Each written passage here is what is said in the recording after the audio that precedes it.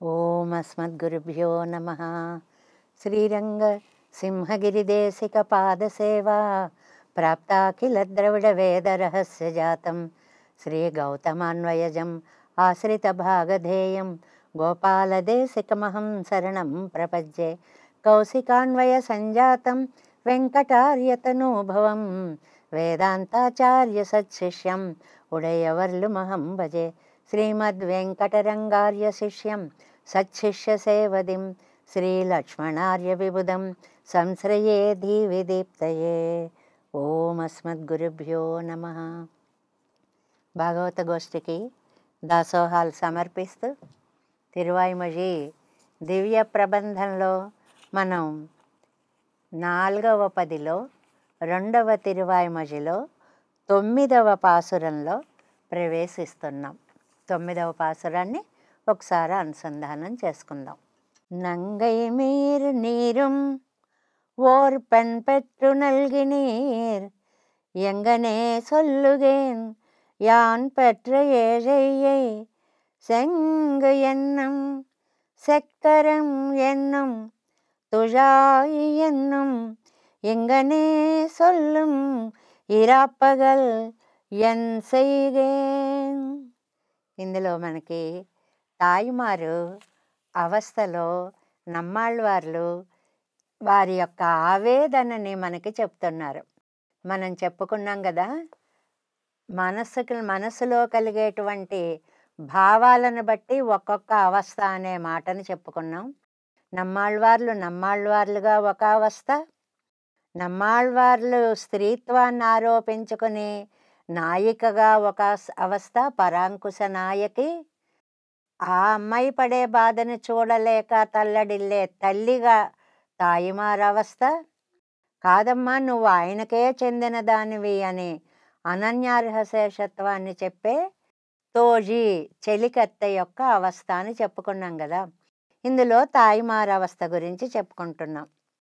8 పాసురాల వరకు కూడా ఇందులో ఒక వటపత్ర సాయన, ఒక రాసక్రీడన, ఒక త్రివిక్రమావతారమా, ఒక పరమపదవాసిత్వమా, లేకపోతే 7 వృషభాలని జయించినటువంటి కృష్ణుడి పాదాల మీద తులసి అన, ఇలాగ భూదేవిని రక్షించినటువంటి వరాహస్వామి పాదాల మీద తులసి అన, అమృత మదనంలో లక్ష్మిని ధరించిన స్వామి పాదాలపై ఉన్న తులసి అన, ఇవాళ జానకీ ప్రియుడైనటువంటి రామచంద్రుడి పాదాలపై తులసి అన, ఇలా 8 భావాలు మనం చెప్పుకున్నాం.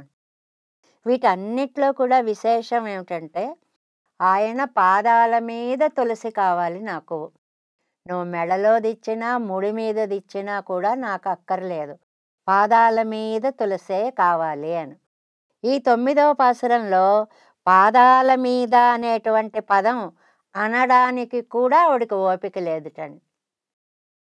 తులసి తులసి ఇస్తే చాలు, శంగు, చక్కెరం, తులసి ఇలా నెమ్మదిగా గంటకో మాట అనేంత నీరసపడిపోయింది పరాంకుశ నాయకి అంటున్నారు. ప్రతిపదార్థాన్ని చూద్దాం. నంగైమీర్ అని పిలుస్తారండి. నంగైమీర్ అంటే పరిపూర్ణులారా, మంచి జ్ఞానము కలిగిన వారా అని అర్థం. మామూలుగా నంబి అని పురుషుల్ని అంటారు, జ్ఞానము కలిగిన వారు అని. స్త్రీలను నంగైమీర్ అంటారు. నీరుం ఓర్ పెన్ పెట్టు నల్గినేర్. అమ్మ మీకు కూడా ఒక అమ్మాయి ఉంది కదా, మీరు కన్నారు కదమ్మా ఒక అమ్మాయిని. యాన్ పెత్తు ఏழை ఎంగన్ సొల్లిగేన్. నేనేమిటోనమ్మా, మా అమ్మాయి పరిస్థితి ఏమిటో నాకేమీ అర్థం అవడం లేదు. ఏం చెప్పమంటారు నన్ను? ఏమండి అంత కష్టం ఏమొచ్చిందండి? ఏమొచ్చిందా? మా అమ్మాయి ఏమంటుందో తెలుసా? శంగు అని ఒక పావుగంట ఆగుతుంటండి. ఎన్నుమ్మని తల్లి చెప్తోంది, అలా అని అంటుంది అని. ఆ మాట కూడా లేదు. శంగు, చక్కెరం, తులసి. ఆవిడ అన్నంత లేటుగా అంటే మనకి టైం సరిపోదు, కానీ ఆవిడ అరగంటకు ఒక మాట అంటుంది తాయిమారి అవస్థలో. అంటే పాంచజన్యం అంటుంది, చక్రం అంటుంది. ఎప్పుడు అంటుందమ్మా? అప్పుడప్పుడా? కాదు, ఈరా పగల్ రాత్రింబవళ్ళు అలా అంటూనే ఉంటుంది. ఇంగనే సొల్లుం అలా అంటూనే ఉంటుంది. ఎన్ సెయ్గేన్ ఏం చేయమంటారు తల్లుల్లారా? లోకంలో సహజమైన మాటలమ్మా. మీకు కూడా ఒక అమ్మాయి ఉంది కదా, ఆడపిల్లతో ఎన్ని కష్టాలో మీకు తెలియందే ఉంది. నా పిల్ల నా మాట వినడం లేదమ్మా. ఈవిడ ఆయన చూస్తే మనకి తేలికగా దొరికేవాడు కాదు, దుర్లభుడు. అలాంటి ఆయన ధరించేటువంటి శంఖం కావాలి, చక్రం కావాలి, తులసి కావాలి అని అందామని ఆవిడ ప్రయత్నం. కానీ అంతా అనడానికి కూడా ఓపిక లేదు. శంఖం, చక్రం, తులసి అని నెమ్మది నెమ్మదిగా అంటూ అవి ధరించిన స్వామి యొక్క తిరునామాలను చెప్తోంది. నేనేం చెయ్యను అని ఆవేదన పడేటువంటి తాయిమారు అవస్థ పాసురంగా దీన్ని మనం చెప్పుకోవాలి.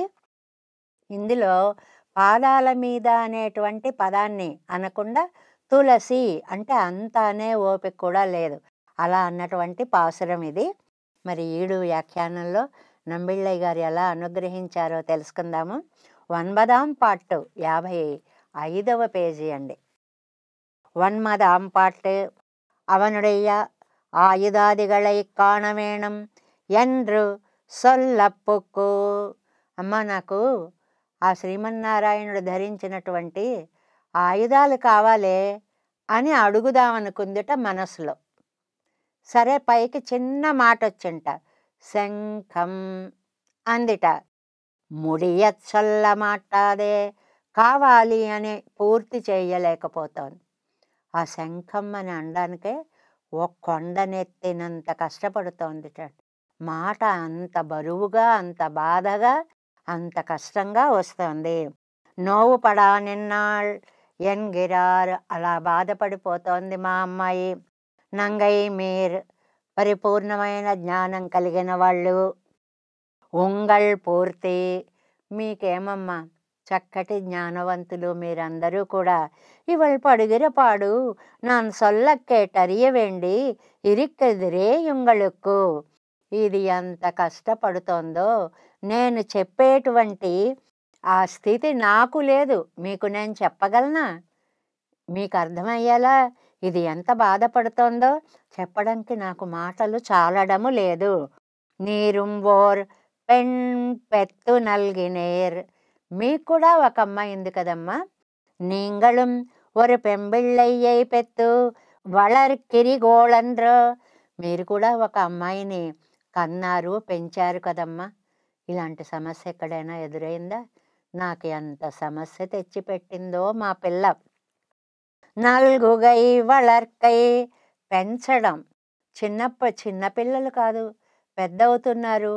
అలాగని పూర్తిగా అనుభవం లేదు. అలా అని చెప్తే అర్థం చేసుకునే వయసు కాదా అనడానికి లేదు. సెటు కాని అవస్థగా ఉంది. ఏం చెప్పినా వినడం లేదు మా అమ్మాయి. ఇవள் పట్టదు పట్టారుండో ఎంగళ్ పెంబిళ్ళైகளில் కాటిలం ఒన్ పెంబిళ్ళైకు వాసయ్యన్నెన్నెల్.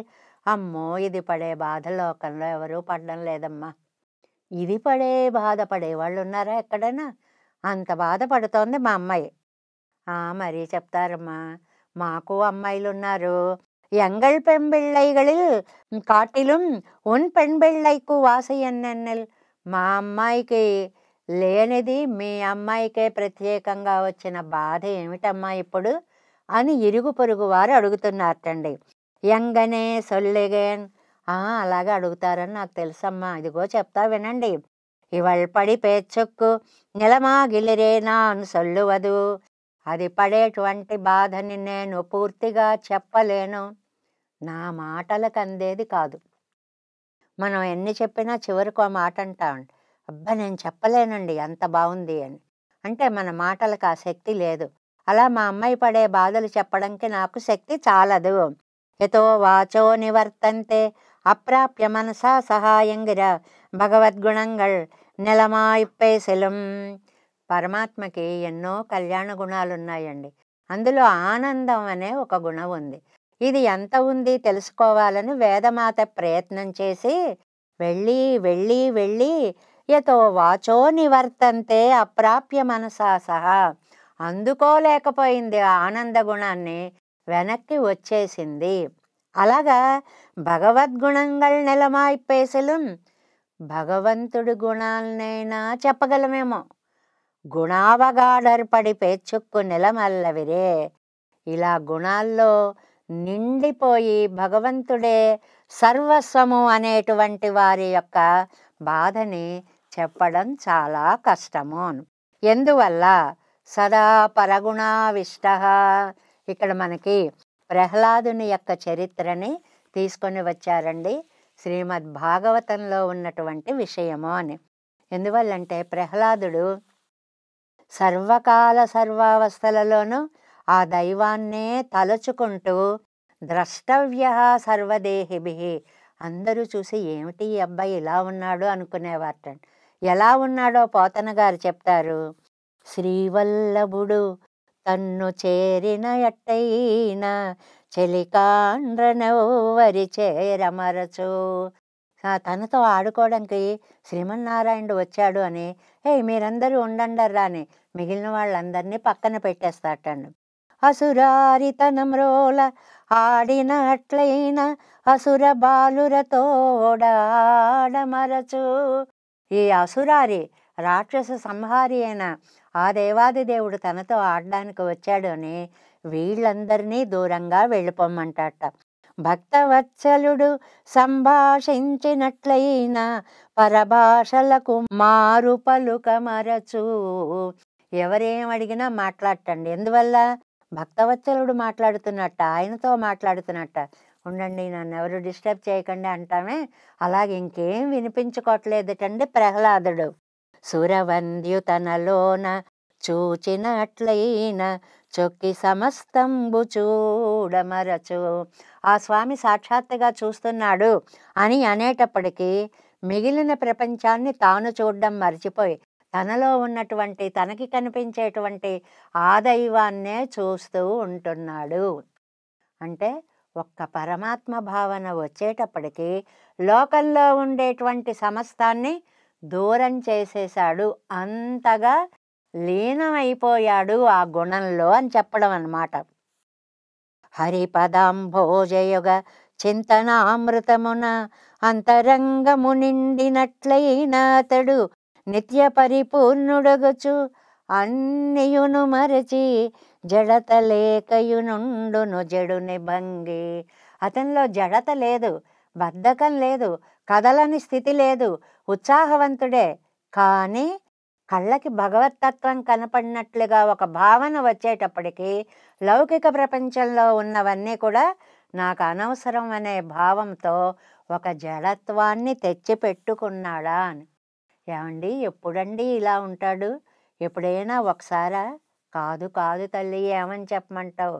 పానీయం బులుత్రావుచున్ కుడుచుచున్ భాషించుచున్ హాసలీలా నిద్రాదులు సేయుచున్ తిరుగుచున్ లక్షించుచున్ సంతత శ్రీనారాయణ పాద పద్మయుగళీ చింతామృతాస్వాద సంధానుండై మరచన్ సురారి సుతుడు ఏతద్విశ్వమున్ భూవరా. పానీయం బులుత్రావుచున్, ఏదైనా తాగుదాం అనుకుంటాడండి. అలా వాటిని చూసేటప్పటికి అందులో శేషశయనుడై అర్ణవములో ఉండేటువంటి స్వామి కనిపిస్తాడు. ఆహా నారాయణ, జీవము నీవే కదా తండ్రి, లోకానికంతటికీ నువ్వే కదా ప్రాణము అంటూ ఆనందపడిపోతాడు. తినడానికి మొదలు పెడతాడు. ఆ ఆహారాన్ని తీసుకునేటప్పటికి అందులో భగవతత్వం కనిపిస్తుంది. ఆయన చూసి పరవశించిపోతాడు. మాట్లాడాలనుకుంటాడు, భగవన్నామమే నోటికి వస్తుంది. మిగిలిన మామూలు మాటలు నోటికి రానే రావు. నవ్వినా అదే ధ్యానం, నిద్రపోయినా అదే ధ్యానం, తిరిగినా అదే ధ్యానం. ఒక వస్తువుకేసి చూచినా అందులోని ఆ పరమాత్మని దర్శించే ఏకాగ్రత. సంతత శ్రీనారాయణ పాదపద్మయుగళీ చింతామృతాస్వాద సంధానుండై. సర్వకాల సర్వావస్థలలో భగవంతుణ్ణి తలుచుకోవడం వల్ల మరచన్ సురారి సుతుడు ఏతద్విశ్వమున్ భూవర. ఈ ప్రపంచాన్నంతటినీ కూడా అతడు మర్చిపోయాడు. అలా మర్చిపోయి ఏం చేశాడండి? సరిగ్గా మన వ్యాఖ్యానానికి సరిపోయేటువంటి భాగవత పద్యం అండి. వైకుంఠ చింత వివర్జిత చిత్తుడై ఒక్కడు ఏడ్చుచునొక్క చోట, అశ్రాంత హరిభావనారూఢ చిత్తుడై ఉద్ధతుడై పాడునొక్క చోట, విష్ణుడింతయ కాని వేరొండు లేదని ఒత్తిలి నగుచుండునొక్క చోట, నలినాక్షుడను నిదానము కంటినేనని ఉబ్బి గంతులు వైచునొక్క చోట, పలుకునొక్క చోట పరమేశు కేశవు ప్రణయ హర్షజనిత బాష్పసలిల మిళిత పులకుడై నిమీలిత నేత్రుడై ఒక్క చోట నిలచి ఊరకుండు. ఎంత అద్భుతమైనటువంటి పద్యాన్ని పోతనామాచ్యుల వారు మనకి అందించారు అని. హరిస్మరణంతో అలాగ కూర్చుని స్వామి, జరిగినదా పొరపాటేదైనా, నా వల్ల ఏమన్నా పొరపాటు జరిగిందా తండ్రి అని దుఃఖం వచ్చేస్తుంటండి. ఒక్కసారి అలా భక్తి నిండేటప్పటికీ హరి గానామృతాన్ని చేస్తూ పారవస్యం చెందుతూ ఉంటాటండి. విష్ణువే తప్ప ఇంకెవరు లేరు, మీకు తెలుసా అని అందరినీ చూసి పక్క పక్క పక్క నవ్వుతూ ఉంటాట. ఇదిగో నేను పెద్ద నిధిని చూశాను, ఆ నిధి పేరు కమలాక్షుడు అని పొంగిపోతూ ఉంటాడు, గెంతులేస్తూ ఉంటాడు ఒక్కొక్క చోట.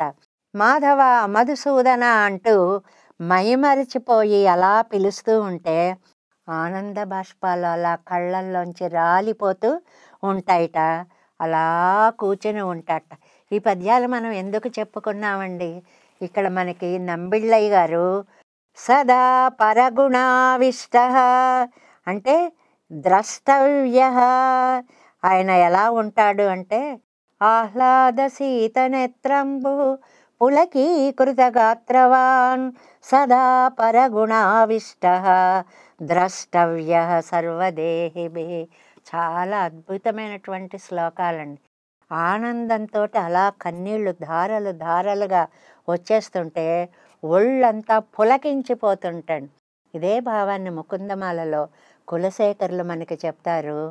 బద్ధేనాంజలినా నతేన శిరస గాత్రైస్సరోమోద్గమై కంఠేన స్వరగద్గదేన నయనేన ఉద్గీర్ణ బాష్పాంబున. సరిగ్గా ఆ శ్లోకంకి దీనికి ఎంత చక్కగా సరిపోతుందో అని.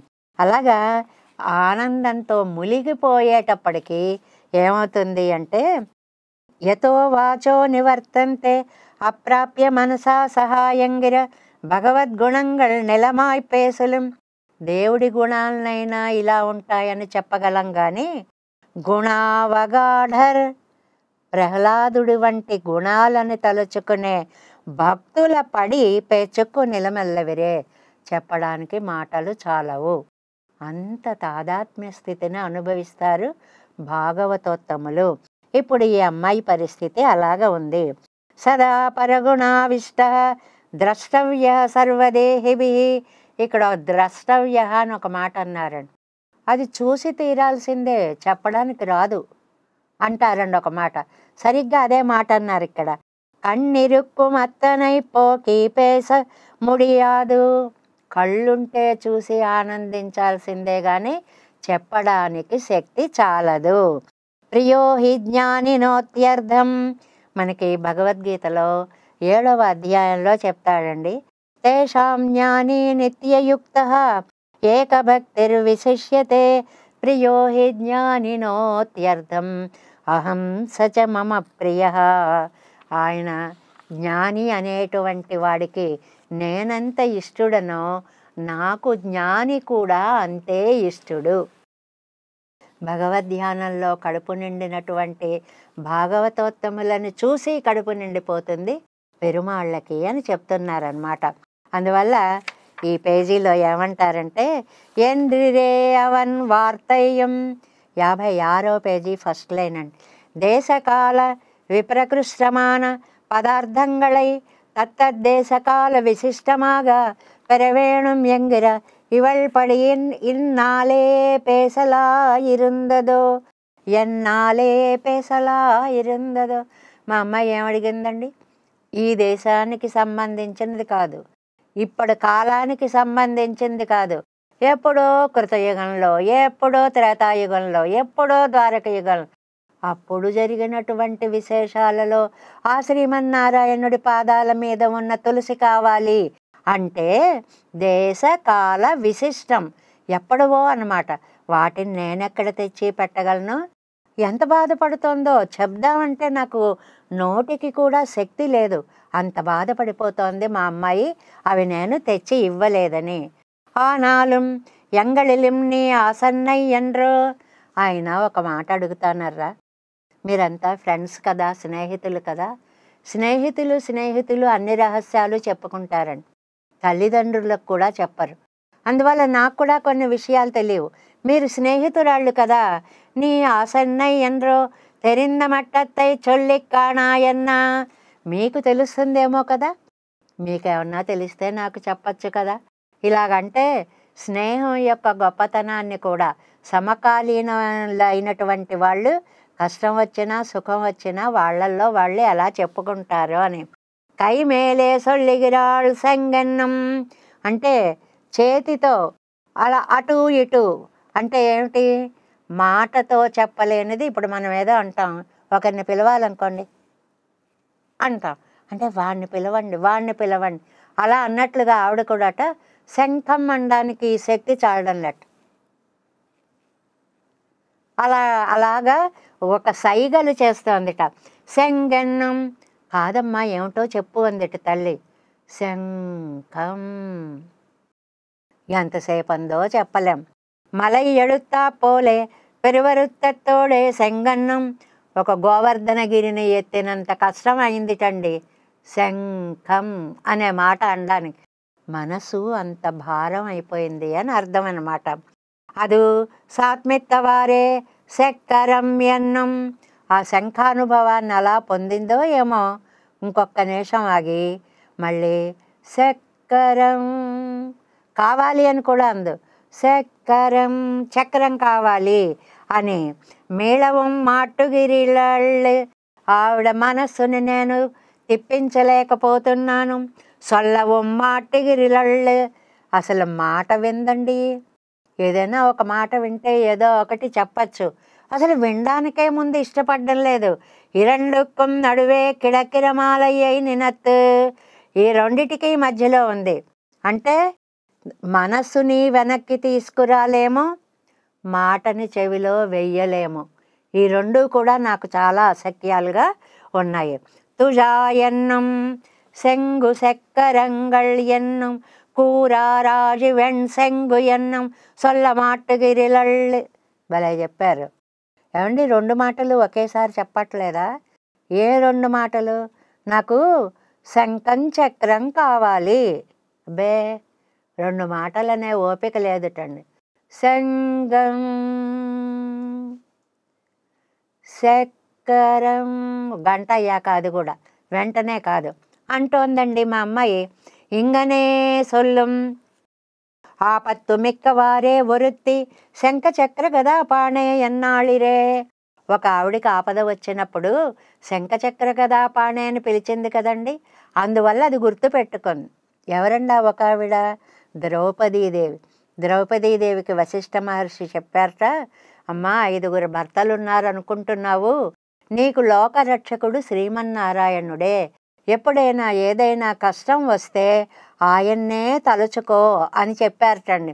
అందువల్ల ఆ దుశ్శాసనుడు చేసేటువంటి అవమాన సమయంలో, ఆ వలువలు ఊడ్చేటువంటి అవమాన సమయంలో శంఖ చక్ర గదాపాణే ద్వారకా నిలయాచ్యుత గోవింద పుండరీకాక్ష రక్షమాం శరణాగతాం.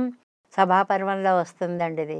శంఖాన్ని ధరించిన స్వామి, చక్రాన్ని ధరించిన స్వామి, చూడు నేనంత కష్టంలో ఉన్నాము, నిన్నే నేను శరణు వేడుకుంటున్నాను. అంతవరకు కొంచెం ప్రయత్నం చేసింది. తను కూడా పట్టుకుంటే ఆ బట్ట ఆగుతుందేమో అనే ప్రయత్నం చేసింది. లాభం లేదు. సిగ్గు విడిచి 2 చేతులు ఎత్తి పరమాత్మకి దాసోహం సమర్పించినది గుర్తు తెచ్చుకుని పరాంకుశనాయకి కూడా ఆహా శంఖ చక్ర ఆ పదాలనే అంటోంది.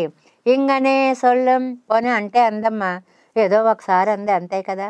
కాదు తల్లో, అలా ఒకసారి అంటే నేను ఎందుకు ఇంత బాధపడతాను. సొల్ల తొడంగువదు సొల్లి తలై కట్ట మాటాదు వడివదా ఇప్పడా నిన్నాళ్ళు అండం మొదలుపెట్టిందంటే ఆపడం అనేది లేదు. అంటే ఎలా అంటుందండి అన్నట్టు వీళ్ళు. సంగం చక్కరం తుజాయ్ సంగం చక్కరం తుజాయ్ అన్నదన్నట్టే అంటోంది. ఆ అండంలో ఆ తులసి అనేది ఒకసారి మధ్యకు వస్తుంది, ఒకసారి చివరికి వస్తుంది, అలా మారిపోతుంది. ఇప్పటి సొల్లువది ఎత్తనై పోదెన్నెల్ ఇలా ఎంతసేపు చెప్తోందండి.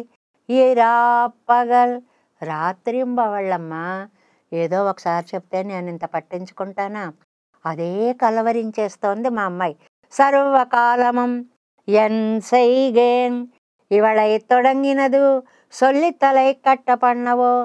ఇది మొదలు పెట్టిందంటే ఆపదు నేను ఆపించగలనా. అమ్మ ఈతలకి రా, ఆ మాటలు మరిచిపో అనే సామర్థ్యం నాకు లేదు. సొల్లితలై కట్టపన్నవో స్త్రీత్వత్తై పార్తుమీళప్పన్నవో. ఈ మాట ఉంది చూడండి. ఇది తాయిమారవస్థ యొక్క భావాన్ని చెప్తుంది. ఏంటంటే ఆయనే రక్షిస్తాడు అనే ఒక నమ్మకంతో నువ్వు ఉండాలి. నీకు నేను ఈ విషయం ఎలా చెప్పను అంటోంది తాయిమారనమాట. సీతామాత ఆ హనుమ రామ్మ నిన్ను నేను తీసుకువెళ్ళిపోతాను, సముద్రం దాటి అవతలి వట్టుకు చేరుస్తాను అంటే, ఏమిటయ్యా అలా అంటావు, ఓ రాక్షసుడు ఇటు తీసుకువచ్చాడు, ఓ కోతి అటు తీసుకుపోయింది, ఇదేనా నా బ్రతుకు. అలా కాదు. సరైస్తు సంకులాంకృత్వా లంకాం పరబలార్దన మాం నయేద్యది కాకుస్థ తస్య సదృశం భవేత్. రామచంద్రుడు రావాలి, బాణాలతో లంకా నగరాన్ని నింపాలి, నన్ను తీసుకువెళ్ళాలి, అది అతనికి తగిన పని అని ఒక నమ్మకంతో ఉందే. ఆ అధ్యవసాయం మా అమ్మాయికి నేర్పాలంటే నా తరం అవ్వడం లేదు. అంటే ఇక్కడ మనం బాగా గుర్తు తెచ్చుకోవలసిందేది తాయిమారవస్థ అంటే అధ్యవసాయము, నమ్మిక, ఆయనే రక్షిస్తాడు అనేటువంటి భావము. దీంట్లో చాలా అందమైనటువంటి భావాన్ని మనకి నమ్మాళ్ళవార్లు చక్కగా అందించారు. తాయిమారవస్థలో అయ్యో నేనేం చేయలేకపోతున్నానే, పిల్ల మనసుకి ఆనందాన్ని కలిగించలేకపోతున్నానే అని దుఃఖపడేటువంటి తల్లి యొక్క అవస్థని మనం ఈ 9వ పాసురంలో చెప్పుకున్నాం. నంగై మీర్ నీరుం ఓర్ పెన్ పెట్టు నల్గి నీర్ ఎంగనే సొల్లుగేన్ యాన్ పెట్ర ఏజయ్యై செங்கு என்னும் செக்கரம் என்னும் துழாய் என்னும் எங்கனே சொல்லும் ఇరాపగల్ ఎన్ సైగేన్. అంటే మాటలు కూడా రాని నీరసమైనటువంటి స్థితిలో పరాంకుశనాయకి వ్యామోహపడి ముడుచుకొని పడి ఉంది అని తాయిమారవస్థలో చాలా అందమైనటువంటి భావాన్ని మనకు అందించారు. ఒక ఆర్తి, ఒక ప్రాప్యత్వర, ఒక అధ్యవసాయం, ఒక అనన్యార్హత్వం, ఇలాంటి భావాలన్నిటినీ కూడా చక్కగా 4 వేషాలుగా మనకి అందిస్తూ నమ్మాళ్ళవార్లు అందించినటువంటి తిరువాయిమొഴി దివ్య ప్రబంధంలో మనం 9వ పాసురాన్ని ఇలాగ పూర్తి చేసుకున్నాం. நம்மாழ்வார் திவ்ய திருவடிகளே சரணம், எம்பெருமானார் திவ்ய திருவடிகளே சரணம், ஜீயர் திவ்ய திருவடிகளே சரணம். ஓம் அஸ்மத்குருப்யோ நமஹ.